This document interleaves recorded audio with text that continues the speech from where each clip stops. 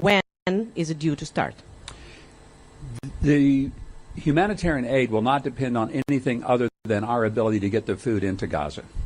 So it's not dependent upon other things regarding military action. As to when it will start, we all would hope the answer to that is very soon, but I can't give you an exact date. Patrick Kingsley, New York Times. We understand the structure of this process will involve 4 or 5 distribution zones, which will be guarded at the perimeter by the IDF, but inside it will be private aid workers, and that they will distribute each zone to roughly 300,000, 350,000 people each. Can you confirm those details? And second of all, do you have a response to the UN concerns that this would potentially put civilians in danger because they would be coming through IDF lines, and also that it would force a lot of people to walk quite a long way, maybe up to 5, 10, 15 miles potentially, and that would be a logistical challenge for them? That's a lot of questions for one question. I'm not sure I can cover all of them, not sure that I will remember them all, but let me do my best. First of all, there will be private security that will be responsible for ensuring the safety of the workers, both getting into the distribution centers and then in the distribution itself. When I said the IDF will not be involved in that point of distribution, they will be involved in keeping the perimeter safe. And they're the only ones who can do that. And I want to reiterate again, the Israelis are supportive of this program. They want it to happen, but they're not operating it. And that's important because there are some entities that would not want to participate if they thought that this was an IDF operation. It is not. It is a humanitarian operation that was initiated by the President in his mandate for us to get aid into the people who most desperately need it, but to do it in such a way as to not let Hamas control it. You mentioned the distribution points. There are initial number of distribution points. Those will be scaled up as soon as it is possible, so that that is not the total number, that is the initial number, and that number will increase as the scalability is capable. And I'm trying to remember, was there another 3 or 4 or 5 or 6 or 7 questions in that? Yes. Yes.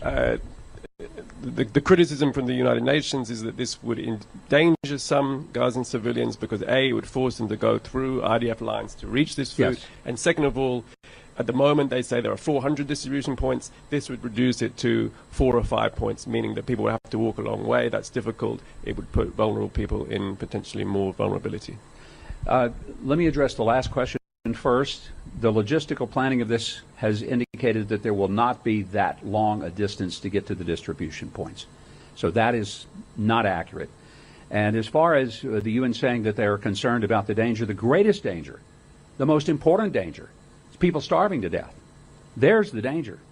We're going to have security. There will be security both at the distribution points provided by the contractors that will be engaged to do that.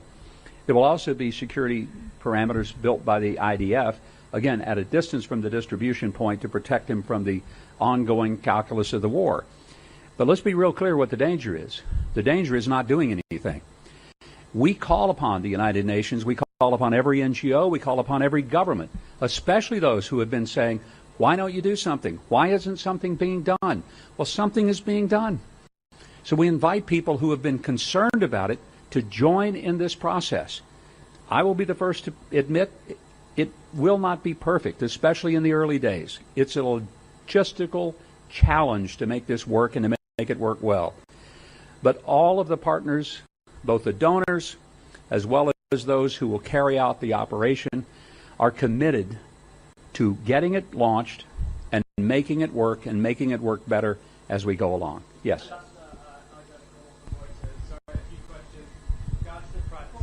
We'll get the mic over there. Hold on just a sec. Thank you. Alexander Cornwall from Reuters. With regards to the private security that you mentioned, are these military contractors? What will be the rules of engagement?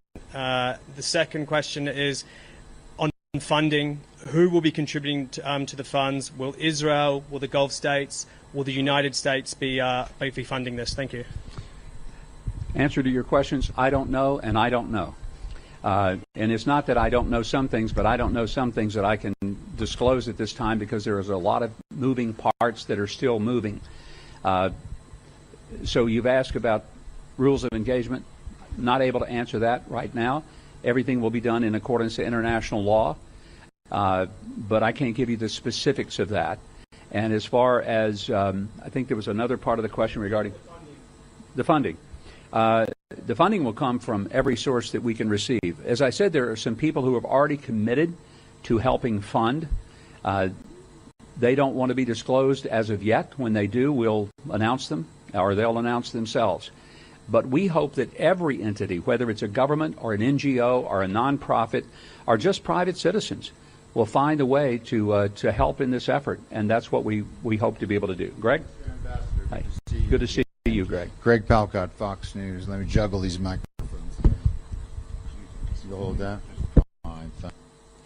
A question, please, Mr. Ambassador, and a follow-up, if I might. Does this humanitarian plan have anything to do with the plan that was revealed through Israeli sources last Sunday, which was pretty well criticized by the UN and other humanitarian agencies? And the follow-up is, as you noted, U.S. has a big role. In the immediate area, Israel has less of a role.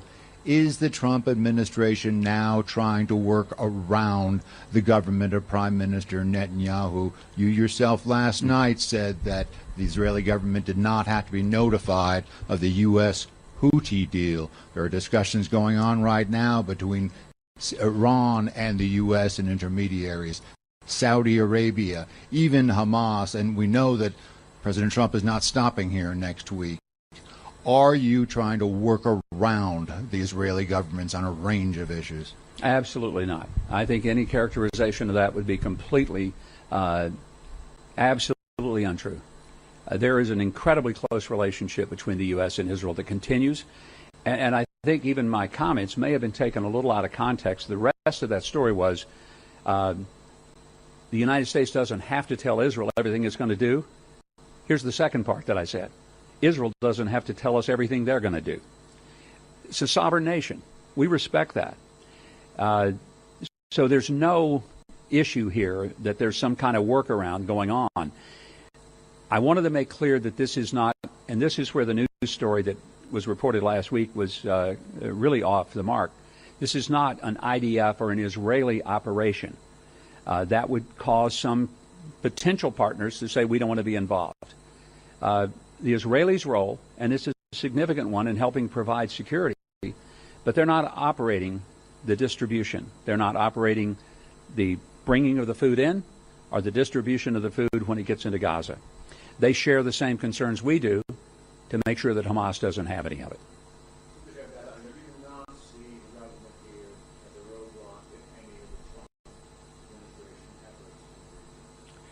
Absolutely, we don't see there being any roadblock at all. The relationship is, I think the word is often used here, ironclad. That's the operative word.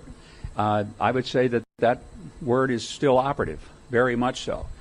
The level of cooperation between the United States and Israel is one that is not recent. It goes back for decades through Democrat, Republican administrations. It is one that has transcended every kind of that happens in the Middle East because it's important to both countries.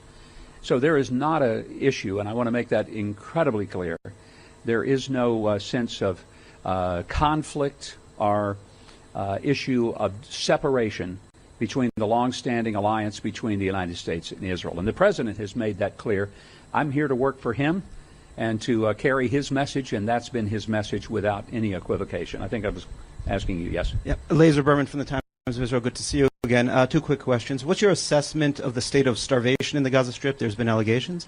And number two, it seems like this plan is contingent on the IDF being deep in the Gaza Strip. If there is indeed a ceasefire, let's say in the next week, it'll probably involve IDF troops having to pull back to small buffer zones. Would this plan be able to go forward, or how would you stop Hamas from getting the aid if indeed the IDF pulls back? Thank you. I think any ceasefire, and again, I'm just speculating, but any ceasefire still requires security. And there's not a matter of just saying everything's going to be fine and we're going to build campfires and sing Kumbaya with marshmallows being toasted. That's not going to happen in Gaza anytime soon.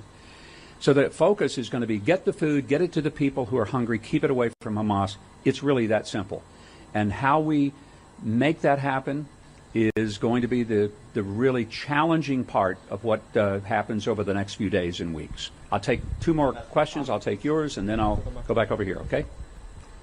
I should have done yours first because the microphone was closer, but I want to be as efficient as government cannot be, and that's what I'm here to do. Yes, sir. Ambassador Huckabee, Jeremy Diamond, CNN. Thank you so much.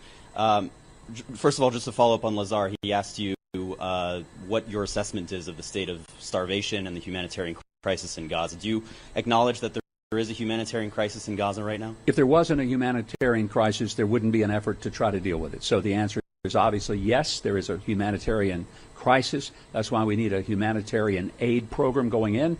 And it's also why it needs to involve all of the people of the world, government, non-government, non-profit, everyone who has been saying there's a crisis. I expect them to step up and to now join the effort to resolve it. To the degree to which that crisis exists, I personally cannot answer that.